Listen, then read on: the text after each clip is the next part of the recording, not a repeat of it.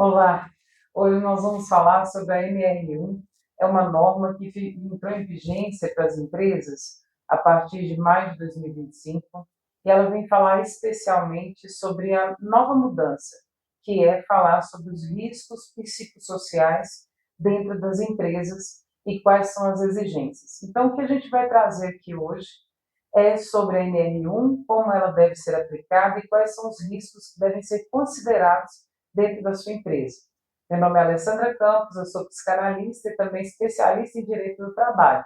E o nosso canal ele fala especialmente sobre a saúde mental no âmbito trabalhista. Curte, compartilha, segue a gente aqui, porque nós vamos sempre trazer esses assuntos que são tão pertinentes para a nossa vida diária, na nossa empresa e também no nosso dia a dia. Porque a saúde mental impacta em todos os sentidos, não é verdade? Então, olha só, nós vamos falar o que é de fato a NR1. Ela traz que é o seguinte: ela foi atualizada e oficialmente vai ser exigida a partir de 25 de maio de 2025. Então, as empresas deverão incluir no seu PGR a NR1. E o que ela vai trazer? Na prática, significa que as empresas elas vão ter que mapear, planejar e também vão ter que agir contra qualquer risco psicossocial da empresa. Então, nós vamos pensar em quais riscos são esses? As metas inatingíveis, a hiperconectividade, então aqueles empregados que muitas vezes têm o celular corporativo e mesmo depois do trabalho ele vai para casa, mas mesmo assim fica respondendo mensagens, a exclusão social, seja por uma questão do trabalhador ser talvez de uma comunidade marginalizada, como por exemplo os LGBTQIAPN+, né, e a sobrecarga de trabalho. Então, tudo aquilo que trouxer risco para o seu trabalhador, para o seu colaborador, que seja algo que vá trazer para ele algum tipo de assédio moral, ou seja, sofrimento mental, isso aí vai ter que ser algo pensado, elaborado para que deixe de existir na sua empresa. Por quê? Porque a dor emocional ela passou a ser um item de compliance. Então, você que é do RH, você que é dono de empresa, vai precisar pensar nisso e, mais do que isso, ter ações pertinentes e práticas para que qualquer risco psicossocial dentro da sua empresa ele deixe de existir, se existe, ou também uma ação de prevenção, para que as lideranças, os colaboradores possam não fazer com que haja, né, aconteça qualquer tipo de assédio, qualquer tipo de risco psicossocial na sua empresa. Antes, a gente falava de saúde mental como algo muito opcional. Era algo assim, né, é algo importante, sim, mas hoje tornou-se uma norma. Então, a gente não pode mais fingir que não acontece. É uma norma de segurança, ela foi positivada, ela foi trazida e está sendo exigida já a partir do dia 25 de maio.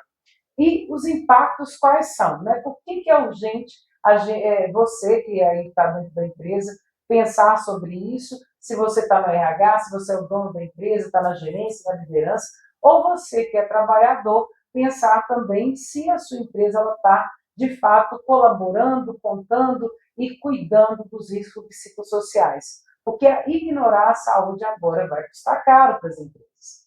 Vamos pensar aqui numa situação hipotética, uma mulher que seja aí uma chefe, uma gerente dentro da empresa, e ela está sempre hiperconectada ao trabalho. Então, ela está produzindo, está trabalhando, e ela o tempo todo está ali também no horário de almoço, né, ou depois do trabalho, aos finais de semana, ela está sempre respondendo WhatsApp, ela está sempre ligada, né, conectada ao trabalho.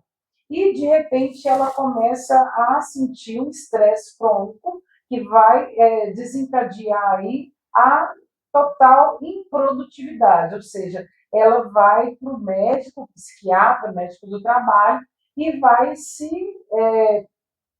primeiro, normalmente ela vai ser medicada, mas com o tempo ela vai cada vez mais produzindo menos, sem ter na empresa um espaço que a acolha, um espaço que vá levar ela a ter um suporte para dar conta das pressões, né, das metas e de tudo aquilo que é exigido dela na sua função. O que vai acontecer? Normalmente, essa empresa, se mandar ela embora, vai sofrer com processo judicial. E esse processo judicial, muito provavelmente, vai ser considerado procedente, ou seja, ela vai ter razão, a empresa pode ser, sim, condenada a pagar a essa gestora, a essa gerente, danos morais, indenização por danos morais em razão de assédio moral. Então, é importante pensar que hoje não cuidar da saúde mental do seu colaborador vai trazer aí consequências essas que podem, inclusive, se tornar um processo judicial ou vários processos judiciais de assédio. Então, é importante que a empresa se adeque. Como que a empresa vai fazer isso? Nós temos aqui 5 passos para que a empresa se adeque à nova ANR que já está sendo exigida das empresas. Quais são os 5 passos que a empresa deve seguir? Tem que mapear os riscos psicossociais com a ajuda de um profissional. Então, não dá para achar, eu acho, vamos colocar aqui. Não, é mapear de fato quais são os riscos ali, são metas, enfim, tem uma exigência maior para determinado setor, né? Outro setor, de fato, a gente está com um problema ali pontual, como é que está acontecendo isso? Então, é mapear, de fato, dentro da sua empresa, o que está acontecendo ali, quais são os riscos, se está acontecendo, tomar medidas práticas para que deixe de acontecer qualquer assédio moral. Mas, se ainda não está, mas que a empresa possa prevenir qualquer tipo de problema nesse sentido. Incluir a saúde emocional no PGR com metas reais. Então, tudo aquilo que antes era considerado insalubre, né, ambientes insalubres, por exemplo, quente e frio, né, tem ali a norma, ela vem trazendo ali quais são as medidas de insalubridade, quente e frio, né, se o trabalhador ele tem acesso à câmara fria, ou se o trabalhador ele trabalha em caldeira, né, tudo isso ali, ou barulho, ruído excessivo, ou vibração, a saúde emocional vai estar incluída nestes riscos. Então, a empresa precisa incluir na PGR ou PGR dela, né, com metas reais, o risco psicossocial do trabalho daquela função que ela exerce.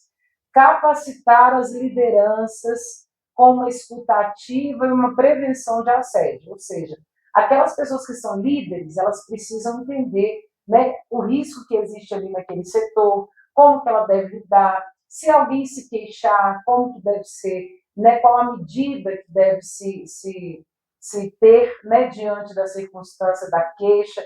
Então, é algo realmente muito importante. Então, as lideranças precisam ser capacitadas através de palestras, através de cursos. As lideranças precisam estar capacitadas para que elas tenham uma escuta ativa, ou seja, uma escuta afinizada, né, com a queixa, para que possa ser uma medida preventiva para que o assédio não aconteça dentro da empresa.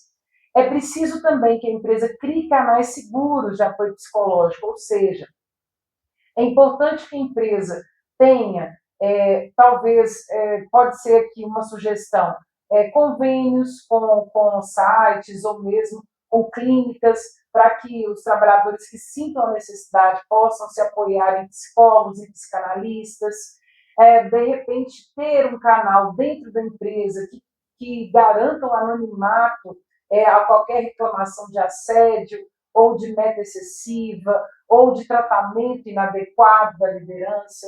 Então, é levar para o colaborador canais seguros que ele possa se apoiar psicologicamente, emocionalmente, sem que ele seja alvo de retaliação, ou da liderança, ou mesmo da liderança, né, direta, ou mesmo da empresa como um todo. Então, é muito importante que o trabalhador, o colaborador, ele tenha um canal de apoio que garanta a ele total sigilo e total anonimato para que ele se sinta seguro, para poder tirar, né, de dentro dele, através da palavra, através da escuta, através do diálogo, toda e qualquer circunstância de assédio moral que possa estar acontecendo, para evitar o adoecimento desse trabalhador.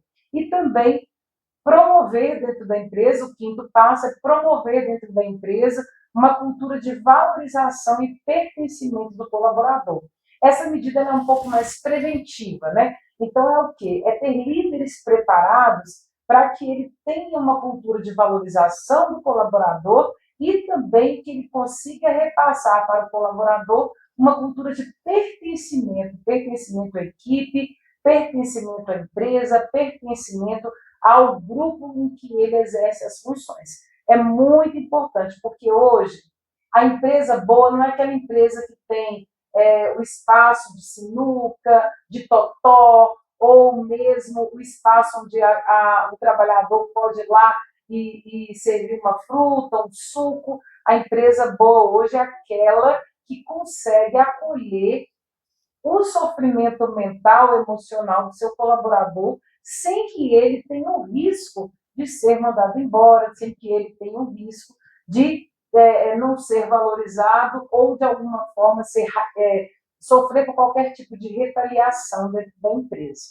E a nova NR1, ela não é só uma norma técnica, eu acho que ela traz também aí um avanço na legislação, porque é uma norma ética. Então, é uma grande oportunidade para as empresas, o RH e as pessoas que estão dentro das empresas perceberem que é um momento onde se pode e deve ser mais ético, né, ser mais acolhedor e fazer com que a empresa produza, porque trabalhador saudável faz com que a saúde dele faz com que ele produza mais, e essa empresa com trabalhadores mais saudáveis, com certeza vai produzir mais e, consequentemente, vai ter mais lucro. Então, é importante pensar nisso. Se você é gestor, se você é do RH, se você é um profissional da saúde, compartilhe esse vídeo, leva para quem você acha que vai fazer sentido, que é importante saber sobre a nova norma, que é uma exigência agora para todas as empresas, porque saúde mental